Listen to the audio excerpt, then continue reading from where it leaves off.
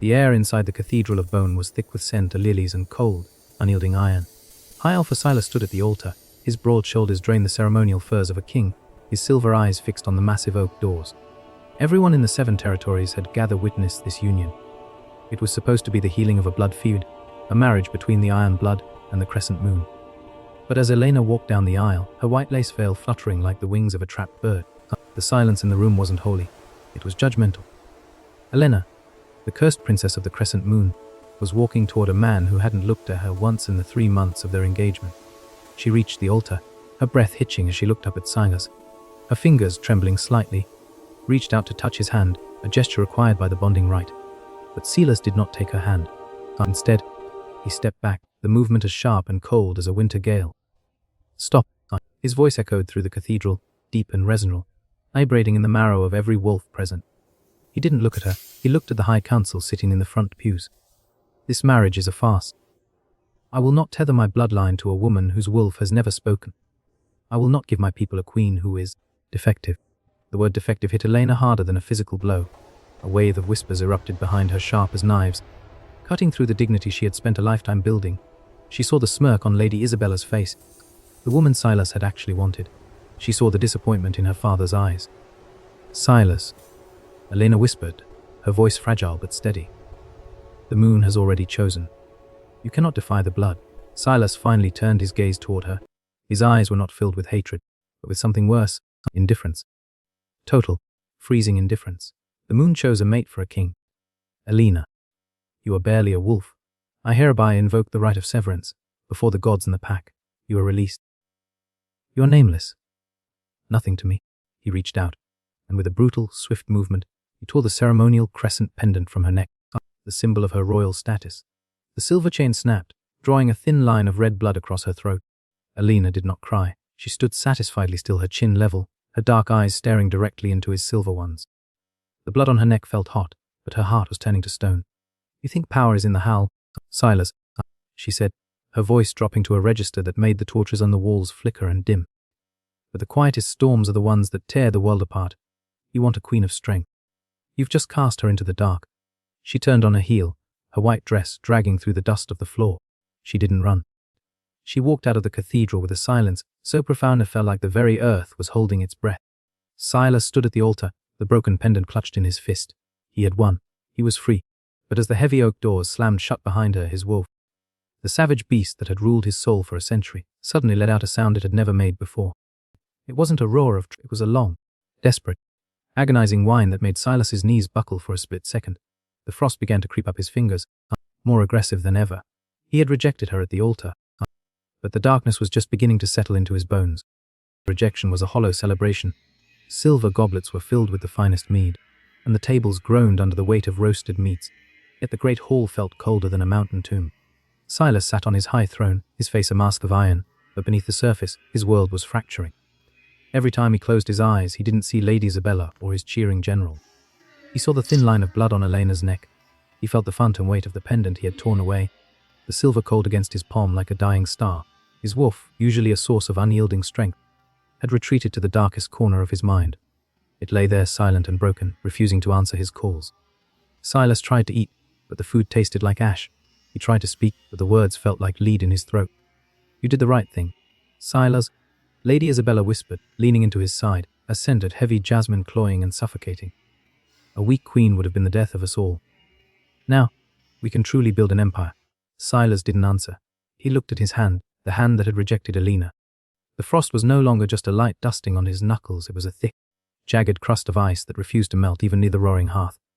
The curse of his bloodline, the eternal winter, was feeding on his choice, growing stronger because he had severed the only thing that could have balanced his fire.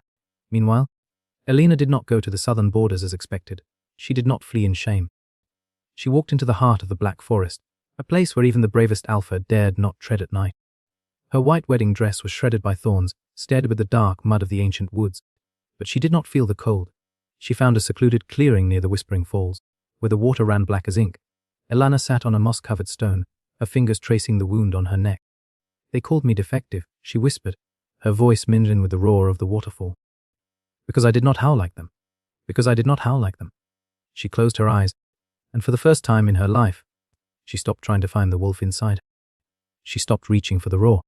Instead, she reached for the silence. Deep within her blood, something that had been suppressed for generations, something older than the wolf, older than the 7 territories, began to stir. It wasn't a beast, it was a presence. It was the Shadowcaster, the ancient lineage of the Night Walkers that her ancestors had hidden to blend in with the wolf pack. The water of the falls began to rise, defying gravity, circling her in a sphere of dark, crystalline liquid. The shadows of the trees stretched toward her, touching her skin not with cold, but with a familiar, comforting warmth. Her eyes didn't turn gold, they turned gone black, reflecting a sky with no stars. Back at the fortress, the storm broke. It wasn't a normal rain. It was a tempest of black ice and howling winds that shook the very foundations of the Cathedral of Bone. Silas stood on his balcony, the wind tearing at his furs. He didn't know why, but his legs began to move on their own. His wolf suddenly surged, taking control with a primal, desperate force. Silas didn't shift into his ceremonial form. He shifted into a massive, battle-scarred beast, his fur the color of a winter storm. He leapt from the balcony, ignoring the shouts of his guard. He didn't head for the southern border. He headed for the Black Forest. The storm grew more violent as he entered trees. The wind screamed her name. Or perhaps it was just the madness of the bond he had tried to break. He reached the clearing of the Whispering Falls, his claws digging. The silence in the clearing was broken only by the violent thrumming of Silas's heart. In his wolf form, he felt the world differently. Every scent was a story, every vibration a warning. And right now, Elena's scent was no longer that of a submissive crescent princess. She smelled of ancient ozone and the deep, cold depths of the earth. Silas pressed his head firmer against her hand, his wolf whimpering, begging for the connection he had so brutally severed. But Elena pulled her hand away. The warmth vanished instantly, replaced by the biting sting of the storm. "Go back, Silas," she whispered, her void black eyes looking through him. "The king has no place in the forest of the forgotten." Before Silas could shift back or respond, a sharp silver light pierced the darkness of the trees. A group of elite Iron Blood guards burst into the clearing, but not by Tauren, but by Lady Isabella herself. She was no longer in her silk party gown. She wore midnight leather armor, and in her hand, she carried a scepter tipped with a fragment of moon, a weapon designed to paralyze a wolf's spirit. "I knew your beast would lead us to her, Silas," Isabella said, her voice dripping with a satisfaction that felt like a cold blade. She didn't look at Silas with love. She looked at him like a prize she had finally secured. "You've always been too weak when it comes to the call of the blood. Luckily, I am not." Silas shifted back to his human form in a blur of agonizing heat and bone-cracking sound. He stood naked in the storm, his skin steaming, his silver eyes flashing with a murderous light. "Isabella, what is the meaning of this?" "I ordered no one to follow me." Isabella laughed, a sound like glass breaking. "You ordered?"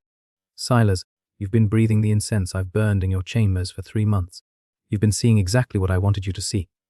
Why do you think you saw defects in Elena? Why do you think your wolf went silent the day she arrived?" She stepped closer, the moon fragment glowing with a sickly violet hue. "Elena isn't defective. She is a shadow caster, the only bloodline capable of neutralizing the Iron Blood's curse. If you had bonded with her, you would have become unstoppable. My family couldn't have that. We need a king who is frozen, a king who needs us to keep his heart beating." Elena stood behind Silas, her dark aura pulsing. "So you poisoned his mind," she said, her voice calm, yet it made the guards flinch. "You made him see a flaw where there was only a shield, and it worked perfectly," Isabella hissed. "He rejected you. He spilled your royal blood on the cathedral floor.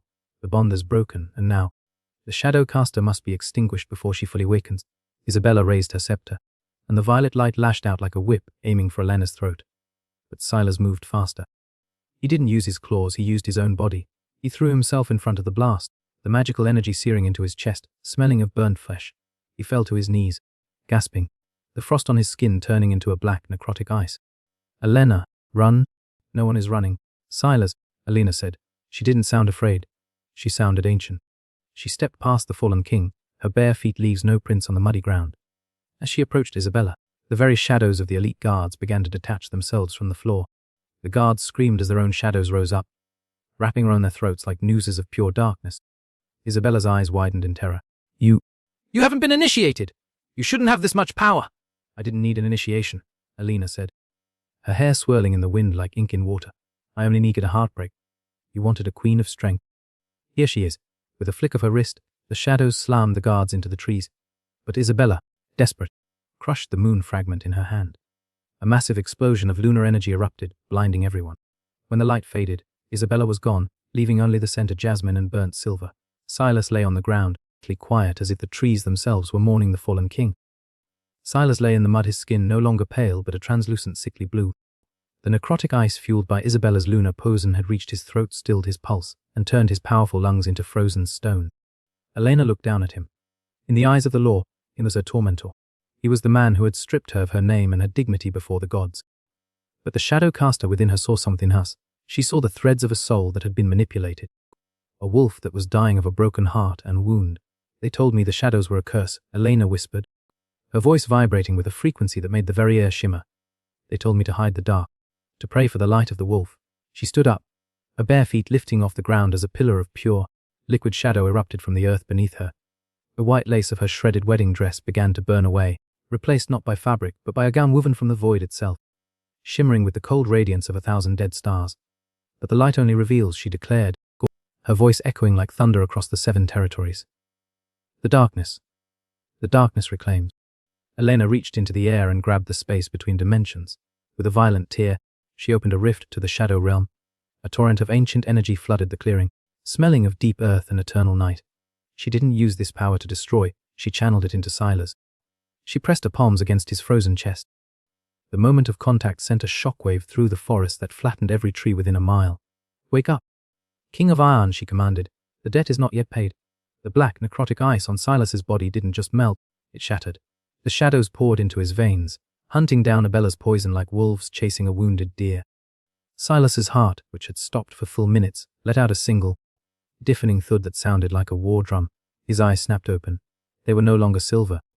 They were a chaotic swirl of metallic grey and void black. He gasped, his lungs filling with air that was no longer cold but charged with the electric heat of Elena's power. The bond, which had been a tattered thread, was suddenly reforged not as a chain, but as a bridge of obsidian fire. For the first time in his life, Silas didn't just feel wolf, he felt hers. He felt the immense, terrifying weight of the shadow caster, and it humbled him more than any defeat ever could. Meanwhile, back at the Cathedral of Bone, Lady Isabella was already standing before the High Council, her face a mask of false grief. The Alpha's dead, she lied, her voice ringing with practiced sorrow. Slain by the defective princess in the Black Forest. I, as his betrothed, claimed the regency until the massive oak doors of the cathedral didn't just open. They were blown off their hinges by a gust of black wind. Silas walked in first. He was no longer the king they knew. He was taller, his presence so heavy that the council members found themselves unable to breathe. His armor was gone, replaced by the marks of the shadow caster's blessing etched into his skin in glowing black ink. But it was the woman beside him that stopped everyone's hearts. Elena didn't walk, she drifted, the shadows at her feet swallowing the very light of the torches. Her void black eyes swept over the room, finding Isabella in the crowd. Isabella's scepter fell from her hands, clattering on the stone floor. Impossible. You were dying. The king was dying. Isabella. Silas's voice was a low, terrifying growl that made the stone pillars of the cathedral vibrate. But the shadow caster does not allow her mate to leave so easily. Silas didn't wait for a trial. He didn't ask for a vote. He stepped toward the altar, the same altar where he had humiliated Elena. And he did something that rewrote the history of the 7 territories. In front of the gods, the council, and his enemies, the High Alpha Silas, dropped to his knees. He took Elena's hand, the hand he had refused to touch, and pressed it to his forehead in the ultimate gesture of submission. The iron blood is yours, Silas vowed. His voice, once a symbol of rigid tradition and the cold exclusion of the defective, had become the birthplace of a new world. As Silas remained on his knees, a silence more profound than any prayer settled over the room. It was the silence of a pack that had finally found its true north.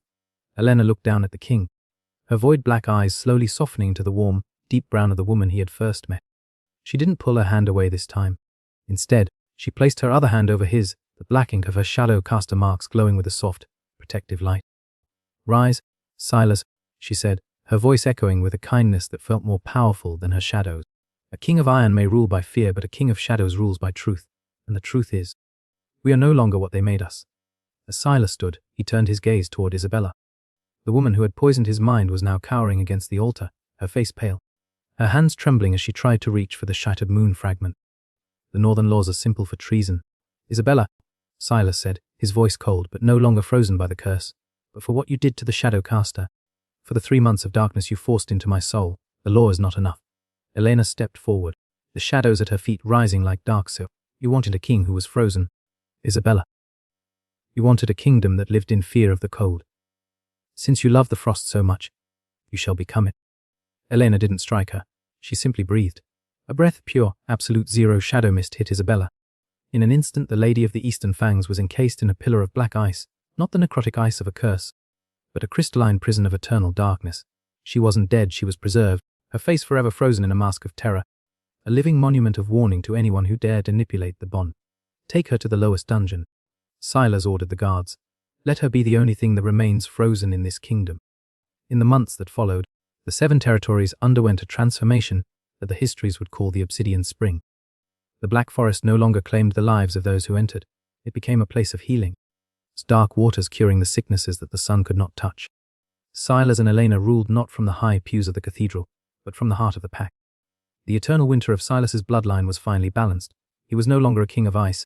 He was a man of warmth, his skin forever heated by the presence of his shadow-caster queen. But on the night of the first new moon, as the Werewolf celebrated their new luna, Elena stood alone on the highest spire of the Bone Fortress. She looked out toward the southern borders, where the stars seemed to be disappearing one by one.